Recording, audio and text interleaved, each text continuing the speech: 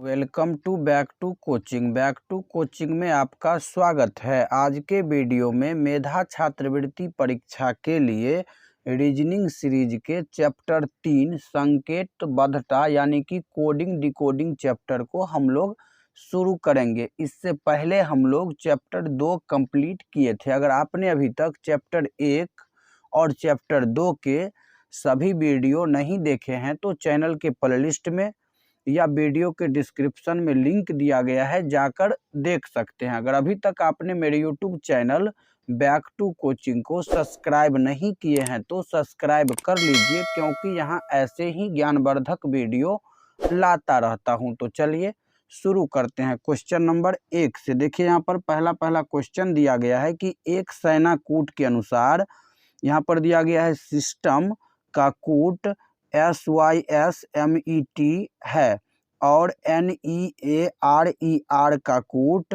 AENRER है, तो FRACTION यानी कि फ्रैक्शन का कूट क्या होगा। देखिए यहाँ पर स्पष्ट रूप से यहाँ पर एक दिया गया है, यहाँ पर देखिए ये शब्द और इसका ये कूट दिया गया है, क्लियर। और एक दूसरा शब्द दिया गया है, इसका एक कूट दिया गया है, तो तीसरा शब्द दिया गया है, इसका कूट क्या होगा वो निकालना है। क्लियर हो गया सवाल। पहला शब्द का कूट ये वाला है, दूसरा का ये वाला, और तीसरा का क्या होगा वो निकालना है। क्लियर। सबसे पहले देखिए यहाँ पर हम लोग लिख लेते हैं SYSTEM। इसको क्या लिखा गया है, तो SYSMET, ध्यान से देखिएगा। दूसरा दिया गया है कि NEARER,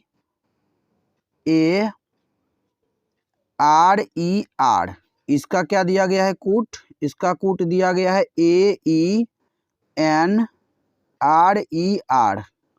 उसके बाद तीसरा एक शब्द दिया गया है FRACTION, इसका जो है कूट क्या होगा वो निकालना है। क्लियर। तो सवाल तो समझ में आ गया होगा सभी लोगों को। अब देखिए यहाँ पर पहला वाला को, ये पहला वाला शब्द है, इसका ये कूट है। ये दूसरा वाला शब्द है, इसका ये कूट है। तीसरा वाला शब्द, इसका कूट क्या होगा वो लिखना है।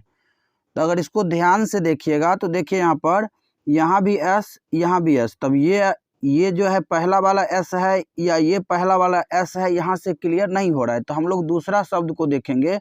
तो यहाँ पर देखिए क्या दिया गया है, NEA दिया गया है। यहाँ पर देखिए NEA कैसे लिखा गया है, तो यहाँ NEA है और यहाँ पर AEN है, यानी कि इसको उल्टा करके यहाँ पर लिखा गया है।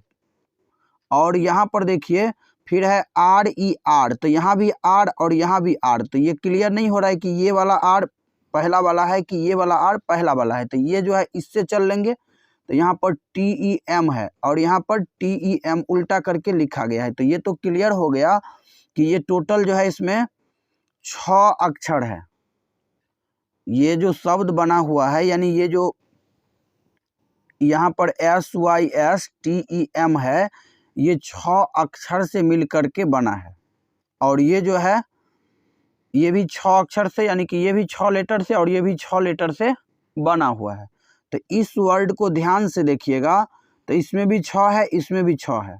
तो 3 लेटर को उल्टा करके लिखा गया है, फिर 3 लेटर को उल्टा करके लिखा गया है। इसमें देखिए टोटल काउंट करिएगा तो 1 2 3 4 5 6 7 8 है।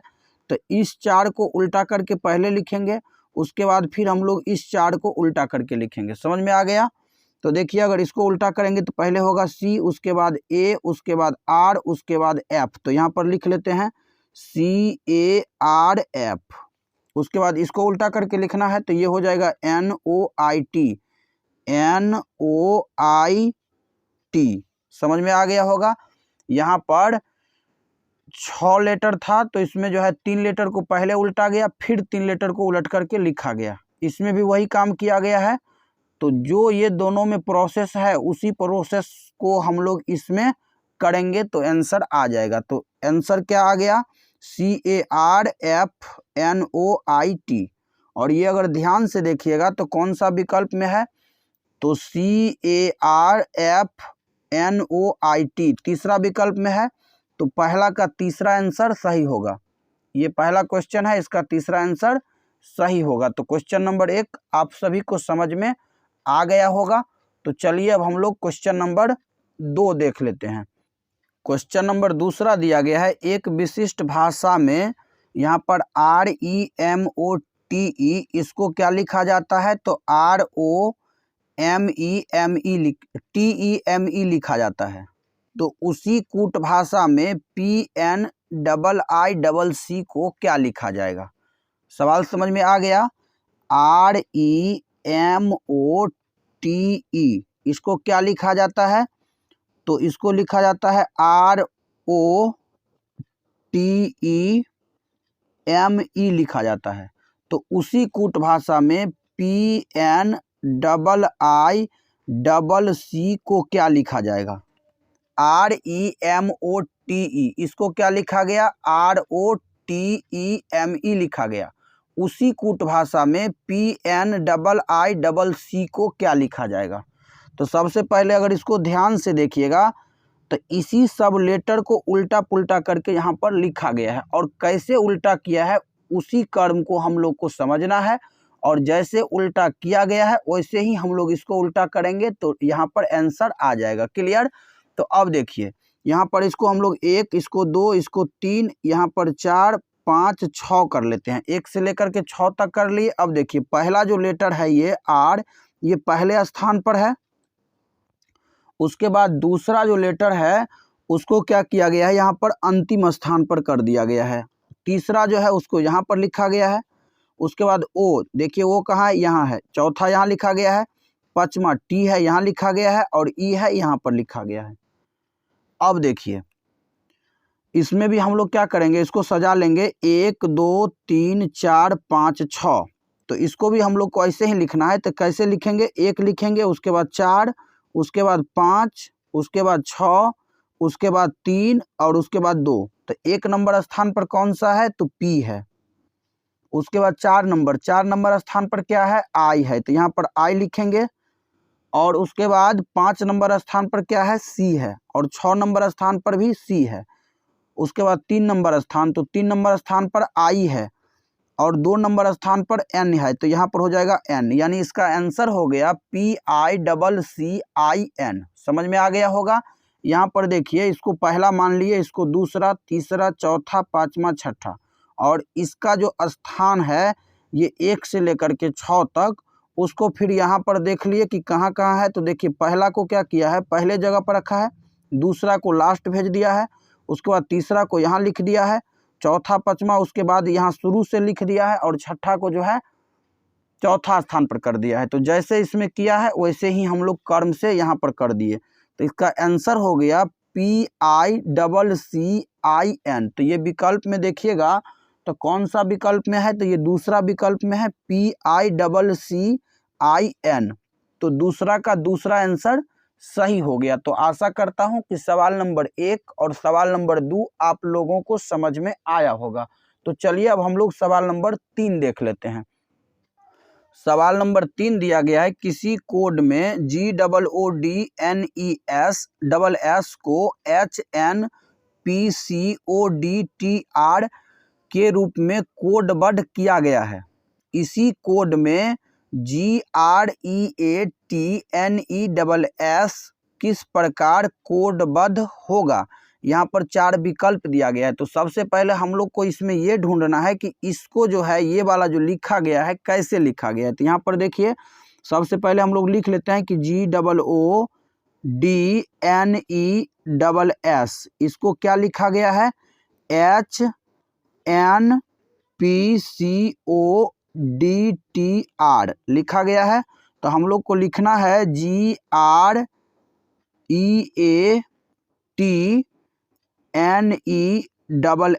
इसको क्या होगा वो लिखना है। तो सबसे पहले देखिए यहाँ G का मान कितना होता है? तो 7। G जो है 7 नंबर पे होता है। उसके बाद O 15 नंबर पे, ये भी O होगा तो 15 नंबर, ये 4। N का स्थान कितना होता है? 14, E का 5, S का 19, S का 19। अब देखिए H का कितना होता है? 8, N का 14, P का 16, C का 3, O का 15, D का 4, T का जो है 20 और R का 18। क्लियर है। अब देखिए यहाँ पर है 7, यहाँ पर है 8, एक अधिक किया है। यहाँ पर है 15, यहाँ पर है 14, एक कम किया, यानी पहला में एक अधिक, दूसरा में एक कम। तीसरा में देख लीजिए यहाँ पर है 15, यहाँ पर है 16, एक अधिक। उसके बाद फिर यहाँ है 4, यहाँ है 3, यानी कि एक कम। फिर यहाँ है 14 और यहाँ है 15, एक अधिक। यहाँ पर है 5, यहाँ पर है 4, एक कम, यानी पहले क्या किया है, एक अधिक किया है, उसके बाद एक कम किया है, उसके बाद फिर एक अधिक किया है, फिर एक कम किया है, ऐसे करके इसको बढ़ाते गया है। तो हम लोग इसका पहले मान लिख लेते हैं।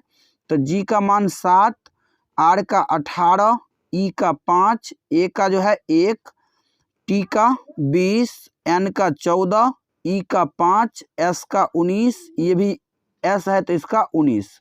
क्लियर हो गया। अब हम लोग को यहाँ पर लिखना क्या होगा, तो देखिए यहाँ पर क्या है, जी है, इसका वैल्यू कितना हो गया, यानी कि इसका ये जी होता है 7वां स्थान पर। तो 7 है, तो इसमें एक अधिक करेंगे तो ये हो जाएगा 8, फिर 18 में एक कम करेंगे तो हो जाएगा 17, उसके बाद 5 में एक अधिक करेंगे तो हो जाएगा 6, उसके बाद 1 में एक कम करेंगे तो ये हो जाएगा कितना, 26, क्योंकि जेड से पहले जेड यानी ए से पहले जेड होगा, फिर जेड के बाद ए से शुरू होगा, तो यहाँ पर हो जाएगा 26, उसके बाद 20 के बाद कितना होगा 21, 14 के पहले 13, उसके बाद 5 के बाद 6, उसके बाद यहाँ पर है 19, 19 के पहले 18 और 19 के बाद 20। अब ये हो गया क्लियर। 8वां स्थान पर क्या होता है, तो 8वां स्थान पर H होता है, 17 नंबर स्थान पर Q होता है, और 6 नंबर स्थान पर F, 26 नंबर स्थान पर Z, 21 नंबर स्थान पर U, 13 नंबर स्थान पर M, 6 नंबर स्थान पर F, 18 नंबर स्थान पर R और 20 नंबर स्थान पर T। तो ये हो गया इसका आंसर। क्लियर है। अब देखिए ये मिला लीजिए किस ऑप्शन में है। तो अगर इसको ध्यान से देखिएगा तो ये आपको चौथा विकल्प में दिखेगा, HQ। देखिए HQ F Z U M F R T, तो तीसरा का चौथा आंसर सही हो जाएगा। क्लियर। तो चलिए अब हम लोग सवाल नंबर चौथा देख लेते हैं। सवाल नंबर चौथा दिया गया है कि यदि एक कूट के अनुसार UNCLE को SPANC लिखते हैं तो उसमें STRIP को कैसे लिखेंगे। देखिए यहाँ पर इसके लिए कूट दिया गया है, यानी कोड दिया गया है SPANC। तो STRIP का जो कूट होगा या कोड होगा वो क्या होगा। तो सबसे पहले देखिए UNCLE, इसको कूट क्या लिखा गया है, SPANC। तो उसी कूट भाषा में STRIP, इसका कूट क्या होगा। तो सबसे पहले देखिए ये है U और यहाँ U है ही नहीं, इसका मतलब जो है इसका जो है प्लेस वैल्यू जो है उसके अनुसार इसको सॉल्व किया गया है। तो हम लोग भी क्या करते हैं, सबका मान लिखते हैं। तो इसका मान 21 होगा, इसका मान 14, इसका 3, L का कितना होता है 12 और E का 5, यहाँ S है तो 19 होगा, उसके बाद P का 16, A का 1, N का 14 और C का 3। अब S का 19, T का 20, R का 18, I का 9 और यहाँ P है, P का 16। यहाँ तक समझ में आ गया सबको। अब देखिए यहाँ पर 21 है और यहाँ पर 19 है, दो कम किया गया है। उसके बाद यहाँ है 14, यहाँ है 16, दो अधिक किया गया है। तो पहला बार में दो कम, दूसरा बार में दो अधिक, तीसरा बार यहाँ देखिए 3 है और यहाँ पर 1 है, यानी कि दो कम किया गया। यहाँ पर है 12 और यहाँ पर है 14, दो अधिक किया गया। यहाँ पर है 5, यहाँ पर है 3, यहाँ पर क्या किया गया है, दो कम किया गया है। तो वही काम हम लोग इसमें करेंगे। तो यहाँ पर है 19, 20, 18, 9, 16। तो हम लोग सबसे पहले क्या करेंगे, दो कम करेंगे। तो 19 में दो कम करिएगा तो कितना होगा 17, 20 में दो अधिक करिएगा तो कितना होगा 22, 18 में दो कम करिएगा तो कितना होगा 16 और 9 में दो कम करिएगा या अधिक तो अधिक करिएगा तो हो जाएगा 11, क्योंकि पहला बार में दो कम करना है, दूसरा बार में 2 अधिक करना है, तीसरा बार फिर 2 कम करना है, चौथा बार 2 अधिक करना है, पांचवा बार फिर 2 कम करना है। तो यानी 16 में 2 कम करेंगे तो हो जाएगा 14। Q का मान 17 होता है तो यहाँ पर Q लिख देंगे, V का 22 होता है तो यहाँ पर V लिख देंगे, और P का 16 होता है तो यहाँ पर P लिख देंगे, K का 11 होता है तो K लिख देंगे, और N का 14 होता है तो N लिख देंगे। यानी इसका जो आंसर हो गया वो हो गया Q V P K N। अभी मिला लीजिए किस विकल्प में है, तो देखिए यहाँ पर Q V P K N ये जो है विकल्प दूसरा में है, तो चौथा का दूसरा आंसर सही होगा। तो आशा करता हूं कि क्वेश्चन नंबर 1 से लेकर के क्वेश्चन नंबर 4 तक आप सभी को समझ में आया होगा। तो अगले वीडियो में हम लोग क्वेश्चन नंबर 5 से डिस्कस करेंगे, क्योंकि अगर अभी हम लोग 5 से डिस्कस करेंगे तो वीडियो बहुत लंबा हो जाएगा। क्लियर? तो आशा करता हूं कि क्वेश्चन नंबर 1 से लेकर के क्वेश्चन नंबर 4 तक आप सभी को समझ में आया होगा। तो मिलते हैं अगले वीडियो में, तब तक के लिए जय हिंद, जय भारत।